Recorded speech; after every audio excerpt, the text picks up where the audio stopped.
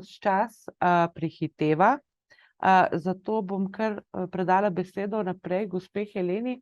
Gospa Helena, še velja, da vam jaz podelim predstavitev? Prav lepo pozdravljeni, seveda velja, tako da gospa Simona, kar izvolite. Najlepša hvala. Izvolite besedo, jaz pa ta čas časa. uredim. Takole. Hvala lepa. Hvala lepa, prav lep pozdrav še z naše strani.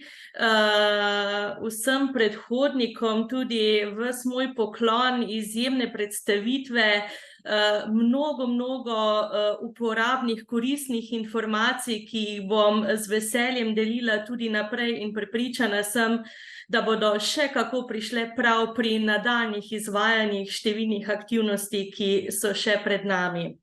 Jaz se bom osredotočila na predstavitev enega izmed projektov, katerega smo dobili, smo uspešno kandidirali na tem projektu kot nevladna organizacija. Mi sicer prihajamo iz Velenja, smo Društvo za razvoj človeških virov in socialnih programov Novus in v svoji preteklosti smo izvajali številne projekte, ki so se nanašali tako na različne ciljne skupine mladih, starejših, najmlajših otrok, kot tudi najstarejših, bodisi kateri so bili vpeti tako v digitalne vsebine, kot na področje načrtovanja kariere, kot kakih drugih vsebin, nenazadnje tudi sedaj, ko bomo prihajali v čas počitniških aktivnosti, tudi vsebin, ki so s tem povezane.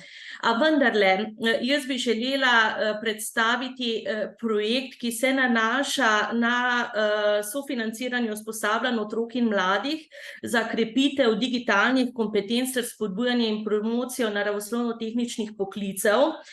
Gre za partnerski projekt, sofinanciran s strani Ministrstva za digitalno preobrazbo in sicer v uspešnem sodelovanju z partnerji, tako Inštitutom za mladinsko politiko, kot tudi Društvom Gaha, Univerzo v Novem mestu, Fakulteto za ekonomijo in informatiko, kot tudi Nefixom. Nekako z temi aktivnostmi digitalnega opolnomočenja in opismenjevanja želimo pokrivati vso to našo regijsko območje. Lepo prosim, gospa Simona, vkolikor se lahko usmeriva midve na prvi slajd. Tako da sedaj smo bolj kot ne pri koncu, tako, hvala lepa, da še nekako malce bolje predstavimo to naše delovanje. Mi delujemo trenutno v sklopu tega projekta Digitalna avantura Digi-A na področju aktivnosti usposabljanja otrok in mladih. Naš namen je predvsem povečanje digitalne pismenosti, spodbujanje zanimanja za digitalne tehnologije, predvsem pa njihovo razumevanje za odgovorno, varno uporabo in podporo pri številnih drugih aktivnosti, ki jih sicer mladi že pridobijo v sklopu šolskega in pedagoškega procesa. Naš cilj je tudi dvig digitalnih kompetenc naše ključne ciljne skupine, torej otrok in mladih, nekje od 6. do 29. leta starosti in s tem tudi dosego za samozavestno, predvsem pa kritično in varno, kar je najbolj ključno, varno uporabo digitalnih tehnologij. Vsled temu bom na zaključku moje predstavitve tudi izpostavila številne izzive, priložnosti, opažanja glede na trenutno delovanje, kajti projekt, katerega smo pričeli za samo izvedbo, je nekje od meseca septembra naprej, 1. septembra, projekt traja do 30. novembra. Res je, da govorimo o krajšem tem časovnem obdobju, a vendarle bi želela z vami deliti res tista opažanja, izzive, s katerimi se srečujemo in z veseljem, poleg teh izkušenj pridobivamo še ostale poglede s strani stroke in jih nekako želimo implementirati v prakso. Bi prosila potem naprej, gospa Simona. Z usposabljanjem si želimo doseči tudi naslednje cilje, ki so navedeni tukaj, in sicer predvsem krepiti zavest o prednosti uporabe teh digitalnih tehnologij, hkrati pa tudi spodbuditi zanimanje za naravoslovno-tehniško znanje, še posebej na področju teh digitalnih tehnologij, kot je na primer računalništvo, programiranje, robotika, umetna inteligenca in podobno, ne. Prav tako želimo dvigniti usposobljenost za uporabo digitalnih kompetenc in povečati zanimanje za srednješolske, višješolske in visokošolske programe, ki vključujejo strokovne digitalne kompetence. Predvsem se pa želimo fokusirati na starostno ciljno skupino, ki sem jo že prej omenila.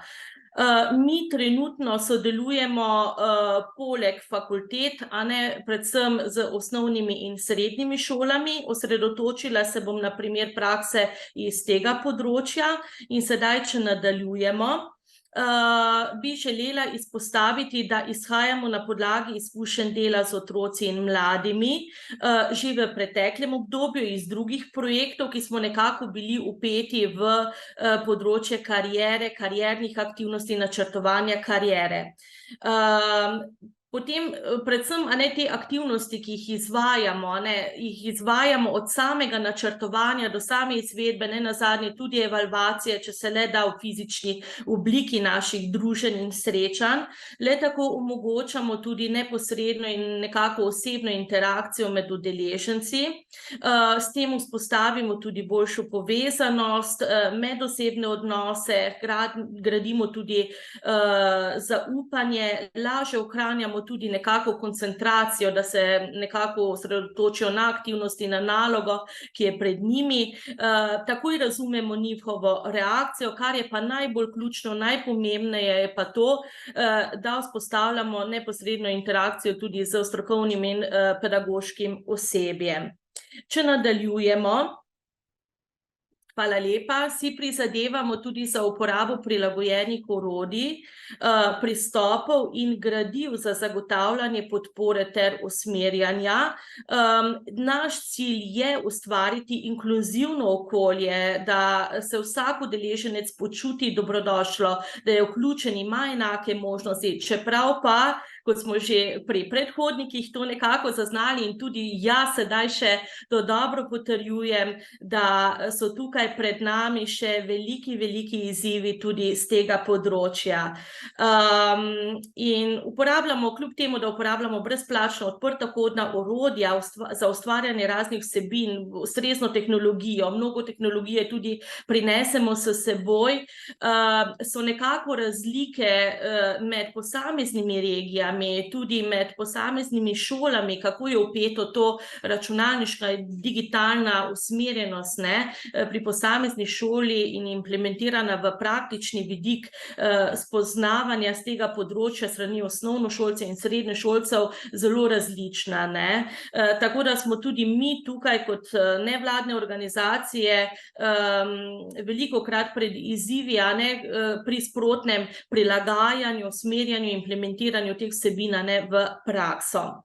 Če nadaljujemo, bi se sedaj ravno na to področje osredotočila. Mi nekako izpostavljamo pri tem projektu 3 ključna področja, in sicer tako spodbujanje digitalne umetnosti, pridobivanje znanja, spretnosti za digitalno oblikovanje, potem tako organizacijo aktivnosti izven obveznega programa v obliki krožkov ali delavnic, kot tudi organiziramo delavnice na temo varnosti na spletu. Poleg tega je pa tudi ključno, ta bonton na samem spletu, Zdaj vsebine, ki so zajete v ta področja, so navedene tudi na tej predstavitvi, od samih osnov brskanja na spletu do interakcije prek digitalnih tehnologij, uporabe digitalnih tehnologij, prepoznavanja različnih vrzeli na posameznih področjih, razvoj digitalnih vsebin, zaščite naprav, do programiranja, do varovanja okolja, do prepoznavanja potreb in tehnoloških odzivov, nenazadnje pa tudi kreativne uporabe digitalnih tehnologij. Partnerji, s katerimi sodelujemo, so tudi nekako vpeti v nekatere specifične vsebine, ki so bile tukaj izpostavljene, nekateri bolj, nekateri manj, ampak nekako vsi zaobjamemo ta opus tega področja, katerega sem predstavila. Kako pa to poteka v praksi? Jaz sem nekako tukaj želela z vami podeliti te, bom rekla, kar te sličice, tako na eni strani udeleženci, osnovnošolci oziroma mladi spoznavajo vsebine, ki se nanašajo na izdelavo, pripravo videoposnetkov, potem tudi na kaj morajo biti pozorni, ko objavljajo fotografije in svoje osebne podatke, delijo z ostalimi na teh omrežjih. Nenazadnje pa tudi uporaba pripomočkov, tako imenovanih VR pripomočkov, s katerimi želimo ozavestiti mlade, kateri so tisti poklici prihodnosti, s katerimi nekako se bodo srečevali in kako se počutijo tudi v tej navidezni resničnosti tega okolja.